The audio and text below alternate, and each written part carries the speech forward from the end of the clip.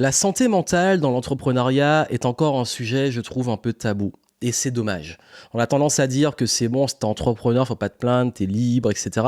Et pourtant, combien d'indépendants, combien d'entrepreneurs sont confrontés à de l'anxiété, de la dépression, la peur du manque, la peur de pas finir ses mois, de pas se payer, la peur également de perdre son business et de redevenir salarié. Et encore, c'est pas ça de trouver un travail. La peur également de perdre de vue ce qui les a animés, leur liberté. La frustration aussi de faire ce qu'on aime et de voir que c'est vraiment une voie particulièrement difficile. Et la santé mentale est le point le plus important. Pourquoi ? Parce que si vous vous lancez pour être libre, pour vous épanouir, il est essentiel de toujours rester dans cette énergie constructive, d'avoir aussi du sens dans ce que vous faites et de vous sentir bien, de vous sentir en paix, serein pour avancer. Et pourtant, la voie de l'entrepreneuriat est loin d'être la voie de la sérénité.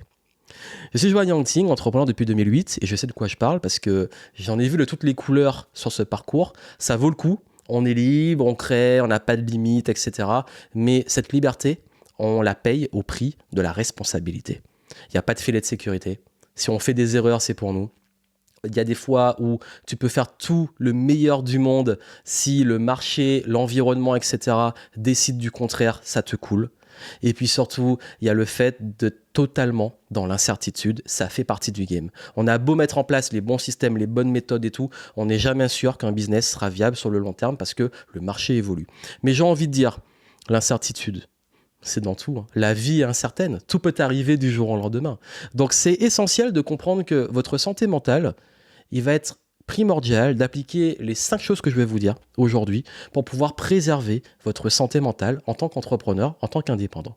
Et d'ailleurs, j'en profite pour vous annoncer que j'ai lancé une toute nouvelle méthode pour vous aider à sécuriser, pérenniser votre business. Si aujourd'hui, vous avez envie de sortir du mode survie et créer plus de récurrence, de stabilité, d'avoir des stratégies, un modèle économique qui vous garantissent beaucoup plus de sécurité, notamment financière, sur la durée, allez voir. Et j'aborde aussi l'aspect émotionnel, l'anxiété, la gestion des émotions face aux résultats, etc. Vous avez les infos en descriptif et c'est tout nouveau. Et si vous y allez à temps, vous aurez des petits bonus, avantages. Donc allez voir et je pense que c'est de contexte par rapport aux demandes que j'ai eues et je l'ai vraiment designé en vous donnant du pratique et de l'expérience pour pouvoir réellement avoir une entreprise qui soit viable, quelle que soit l'échelle, mais qui vous garantisse justement de ne plus dépendre de vos états émotionnels, de les algorithmes, etc. et de pouvoir réellement vous projeter sur l'avenir avec sérénité. Allez voir, c'est en descriptif. Voici mes 5 conseils pour préserver votre santé mentale en tant qu'entrepreneur. Le premier, il est vraiment sur le fond et il est basé sur votre rapport avec vous-même.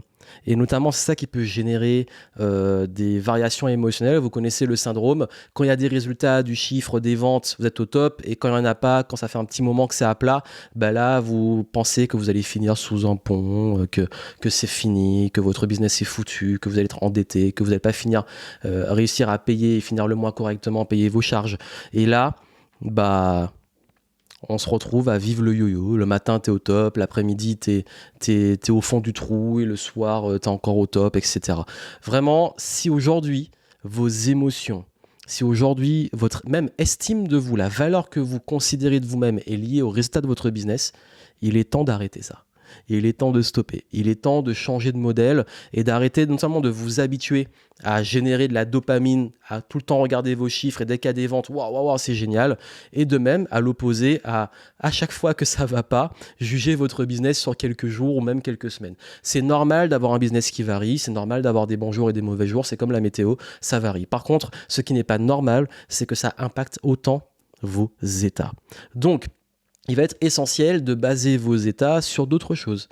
Il va être essentiel de baser votre estime pas uniquement sur le business. J'ai envie de dire, votre estime de vous, il y a également tous vos accomplissements du passé, il y a vos compétences, il y a également tout ce que vous maîtrisez, ça veut dire votre capacité à vous adapter, vos décisions. Il y a également la gratitude de certaines relations. Si vous avez la santé, avez la chance d'avoir la santé, le fait aussi de voir ça, que c'est quand même bien, parce qu'on l'oublie, pour avoir déjà récemment, il y a quelques mois, eu un coup dur au niveau de la santé, je peux vous dire que ça ramène très vite sur Terre et on se dit, on se rend pas compte quand tout va bien, quand le corps va bien, à quel point c'est précieux, parce que c'est quand il va pas qu'on se rend compte des problèmes.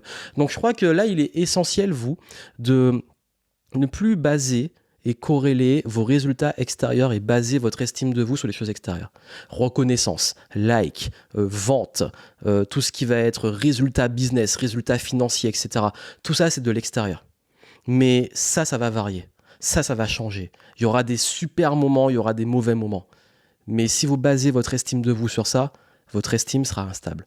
Votre estime doit rester stable. Elle doit se baser sur des choses de fond que vous contrôlez. Et vous avez le choix, parce que l'estime, c'est aussi votre perception de vous-même. C'est la valeur que vous accordez à vous-même. Cette estime, il va falloir la baser réellement sur vos forces, vos compétences, vos atouts, vos capacités d'adaptation. Et aussi être bienveillant avec vous-même. Accepter que vous êtes humain, que parfois vous avez des hauts, des bas, que vous prenez des mauvaises décisions. Et c'est OK. C'est OK. Vous êtes humain. Donc, s'il vous plaît, aujourd'hui, ne basez plus votre estime sur les choses extérieures. Faites ce qu'il y a à faire, lâchez prise sur le résultat. Le résultat est important, hein, je ne dis pas le contraire, mais il va être la conséquence de ce qui va suivre. 2, arrêtez de vouloir faire plus. Toujours il faut ajouter. Mais qu'est-ce qui me manque? L'état d'esprit, mais il manque quelque chose, il manque une stratégie, je passe à côté de quelque chose. Et là, beaucoup de personnes, en ce moment, on le voit, ils courent après toutes les nouvelles opportunités, tous les trucs à la mode. Et à chaque fois qu'il y a une opportunité, ils courent. C'est l'effet FOMO, Fear of Missing Out. J'ai peur de manquer une opportunité. Mais c'est épuisant. Moi, j'ai du mal avec l'entrepreneuriat opportuniste. Je vois les opportunités. En ce moment, je les vois. Est-ce que j'ai vraiment envie de les prendre? Seulement si ça me plaît. Mais vraiment, je suis pas du genre, parce qu'il y a une opportunité de faire du cash, par exemple, je vais courir après. Moi, ça me motive pas juste les résultats comme ça. Moi, j'ai besoin de sens, j'ai besoin de m'amuser, j'ai besoin que ça aussi me passionne. Sinon, j'arrive pas à le faire. Ou alors, même si je réussis, même s'il y a des résultats, ça a une sorte de goût amer et j'ai pas kiffé le process. Et c'est ça, kiffer le process aussi.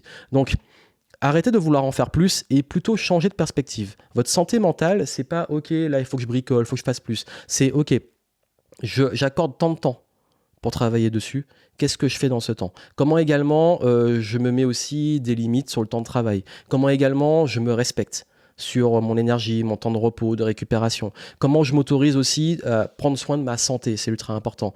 Donc ça, c'est extrêmement important de chercher non pas à en faire plus, mais plutôt comment faire moins pour les mêmes résultats ou pour plus. Et là, changer de perspective. Passer en effet levier, passer en investisseur. Ça, c'est extrêmement important parce que beaucoup de personnes n'arrivent pas, ils sont dans la roue du hamster. Et ils font et ils s'épuisent. Donc, dans la méthode Secure, vous avez justement des éléments pour faire levier. Mais il faut que vous compreniez qu'il faut aussi changer cet état d'esprit. C'est pas plus, c'est moins pour mieux. C'est pas comment faire plus, c'est comment faire moins, comment faire mieux. Rappelez-vous de ça. 3e point, il va falloir vraiment aujourd'hui, vous créez un système de prise de décision. Pourquoi? Parce que souvent, on prend les décisions basées sous l'émotion. Ah là là, ça marche pas, du coup on change. Ah, mon truc, il a floppé, du coup j'arrête. Je casse tout et je reconstruis. Je prends cette décision où je prends un gros risque parce que j'ai un peu peur et j'y vais, je mets tout ce qui me reste. Les décisions émotionnelles vous amènent dans le mur. C'est vraiment votre avenir et l'avenir de votre business, il est basé sur quoi? Sur toutes les décisions que vous allez prendre. Et toutes ces décisions auront des conséquences. On ne peut pas savoir à l'avance. Mais s'il y a bien une chose qu'on sait, c'est que les décisions purement émotionnelles, c'est la voie royale, si on les dirigeait que par ces émotions, d'aller dans le mur. Parce que les émotions, elles nous traversent, elles varient. Un jour, vous allez être au top, en joie, etc. Et on va être en hyper, on va dire, optimiste et prendre une décision un peu trop optimiste. Et un jour, on va être complètement dans la peur, la terrorisée, paralysé. Et on va prendre la décision de ne rien faire ou de faire le truc qui va finalement nous faire vraiment couler. Vous avez vu, il est important d'avoir un système de prise de décision qui vous sort de vos émotions. Moi, j'ai créé un système de prise de décision. J'ai créé un système qui me permet, quelles que soient les émotions qui me traversent, quels que soient mes états, de toujours passer à travers pour me dire, OK, là, on envisage les choses avec non seulement des faits, avec aussi différentes perspectives, différents points de vue qui me font sortir de ma perception qui est biaisée par mes émotions.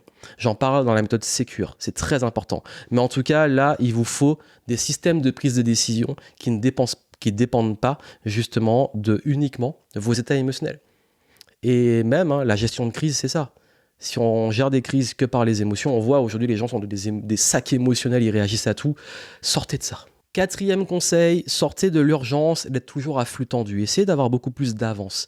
Planifiez, organisez, ayez des coups d'avance, ayez des systèmes aussi d'anticipation, ayez aussi des process, que ce soit pour gérer, on a parlé des urgences, mais aussi des process pour avoir plus de régularité. Ayez un modèle économique que vous savez ce que vous avez à faire chaque semaine et soyez focus dessus. Arrêtez de vous réinventer chaque jour ou de réinventer la roue chaque semaine.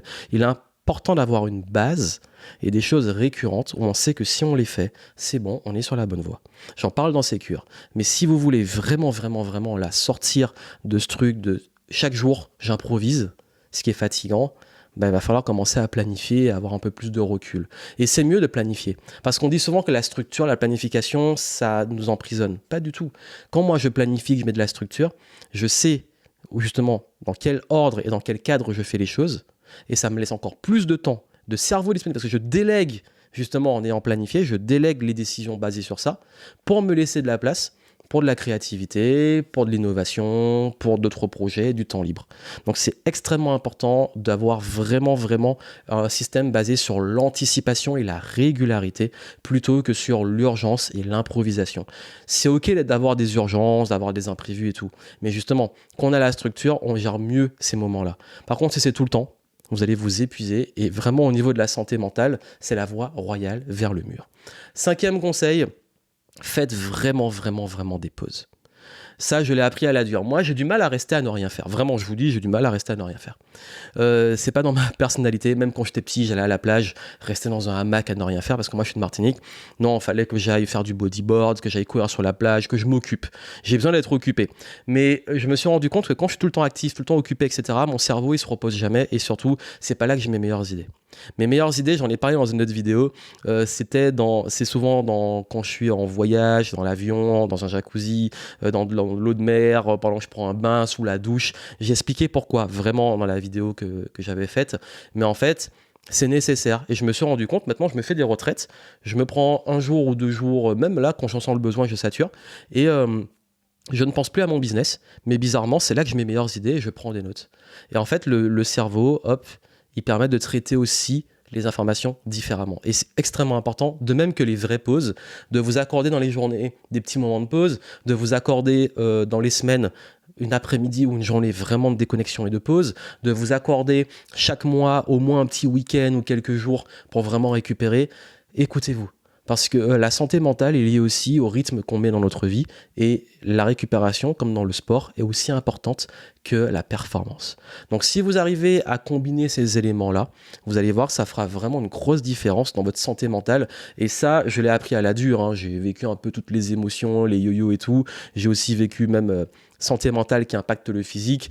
Tout ça pour vous dire que là, c'est important de mettre tout ce que je viens de vous dire en pratique. Et à ce propos, si vraiment vous voulez aller plus loin sur ça, la méthode Sécure pour comment sécuriser votre business, comment mettre en place un modèle économique qui soit plus serein, plus viable, plus récurrent et régulier, comment également, et ça va vraiment changer l'avenir de votre business, comment mettre en place aussi on va dire des garde-fous et des règles pour vos émotions, pour votre anxiété. Je vous donne mes petites astuces et tout sur les routines et comment également anticiper les urgences, comment avoir des coups d'avance, comment les gérer, comment aussi avoir plus de récurrence dans vos process, dans votre planification. Bref, vous allez repenser le business avec ce que vous avez déjà pour les mêmes efforts, avoir des résultats plus réguliers et surtout des résultats décuplés. Ça vous intéresse?